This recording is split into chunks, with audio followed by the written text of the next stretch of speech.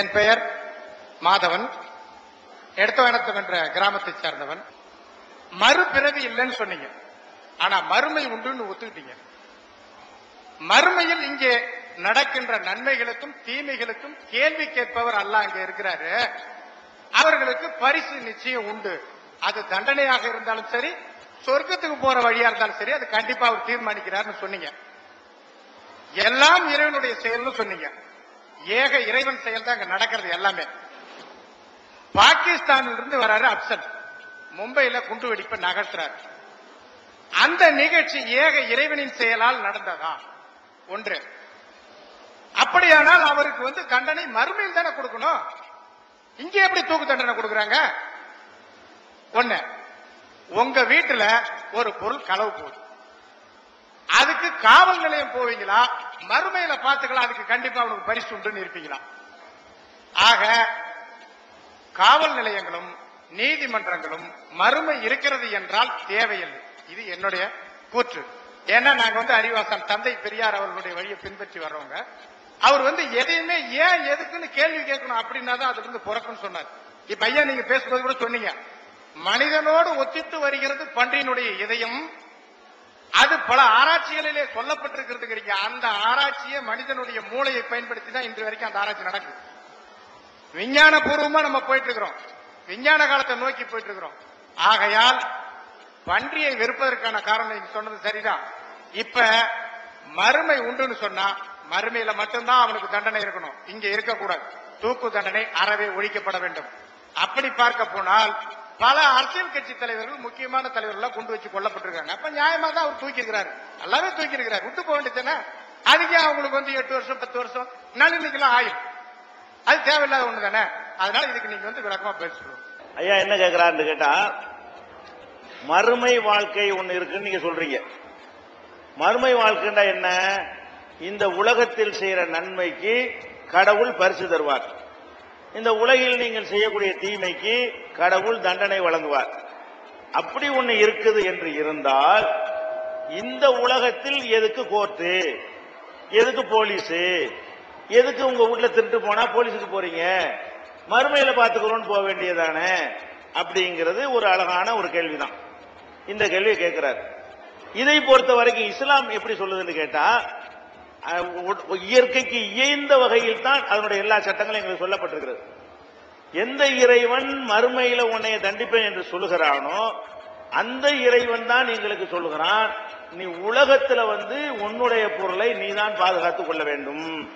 உன்னுடைய சொத்தை ஒருவன் பறிக்க வந்தால் எதிர்த்து நீ போராடு.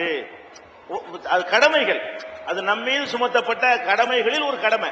நல்லவனா இருக்கிறது, நேர்மையா இருக்கிறது என்பது எப்படி கடமையோ, எனக்கு ஒரு அநீதி இழைக்கப்படும் பொழுது அதற்கான பரிகாரத்தை உலகத்தில் தேடுவதும் உன்னுடைய கடமையில் ஒன்று.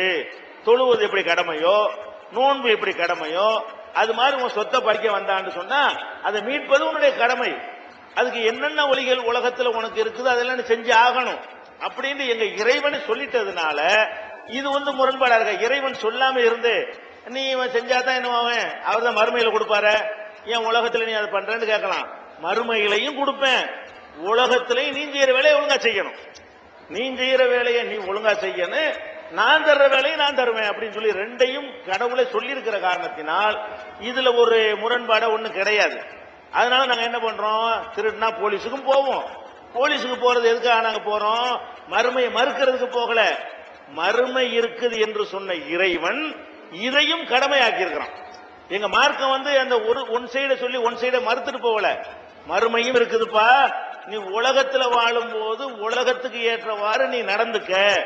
எங்களுடைய கடவுளை மறுமையில் பரிசு தரக்கூடிய அந்த கடவுள் தான் உலகத்துல செய்ய வேண்டிய வேலையை ஒழுங்கா செய்யி. ஒட்டகத்தை கட்டி போட்டு விட்டு இறைவன் மீது நம்பிக்கை வை. இறைவன் நம்பிக்கை வைக்கிறேன் ஒட்டகத்தை அவுத்து விட்டு இது எங்கேயும் போகக்கூடாதுன்னு சொல்லக்கூடாது. கதவை விரிய திறந்து வச்சுட்டு திருடே போகக்கூடாதுன்னு சொல்லக்கூடாது. பூட்ட வேண்டியதை பூட்டணும், ஒழுங்கா பண்ணணும், எல்லாம் பக்காவா பண்ணிவிட்டு இதுக்கு மேல கடவுளை நீ பாத்துக்க அப்படின்னு எங்களுக்கு இது எங்க இறை நம்பிக்கை பாதிக்காது.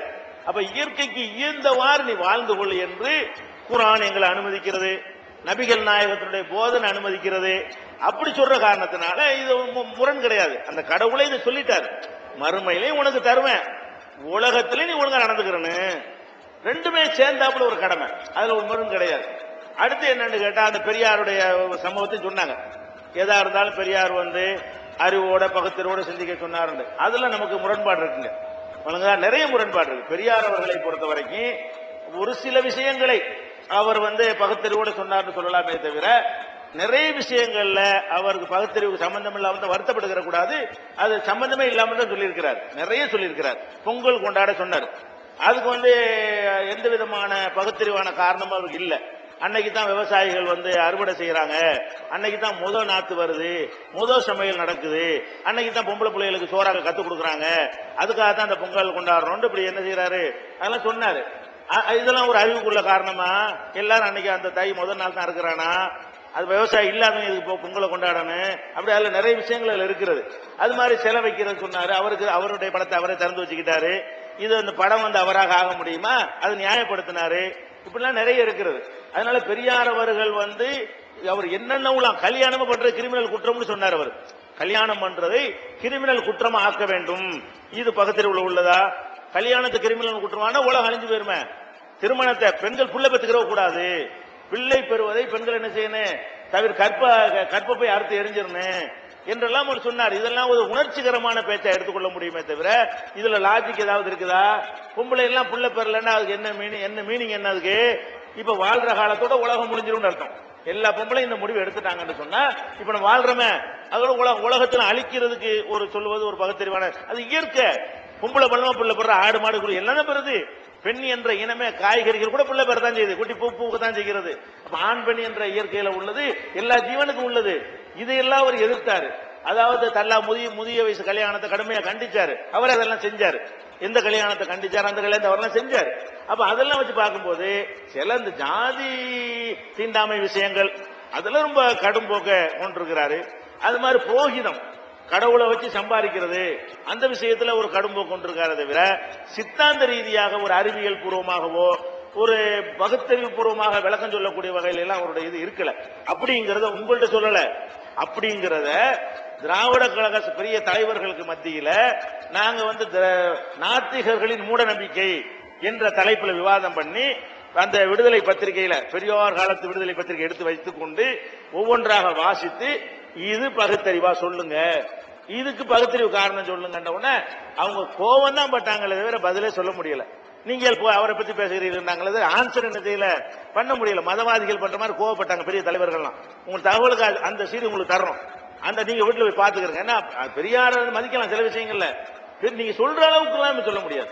அதாவது மற்றவங்கள்ட்ட இருக்கிற மாதிரியான மூட நம்பிக்கைகள் அவர்கிட்ட இருந்துச்சுங்கிறதா எங்களுடைய நிலைப்பாடு. அது விவாதத்திலே நாங்க சொல்லி இருக்கிறனால அங்க சொல்றோம், இல்லாட்டி அது கூட சொல்ல மாட்டோம். விவாதத்திலே சொல்லி உங்களுடைய அறிஞர்கள் மத்தியிலே நாங்க அதை எடுத்து வைத்து, பெரிய பெரிய எழுத்தாளர்கள் பேச்சாளர்கள் மத்தியிலே நாங்க எடுத்து வைத்து அவங்க ஆன்சர் பண்ண முடியாத விஷயங்கள் கொடுத்துட்டீங்களா?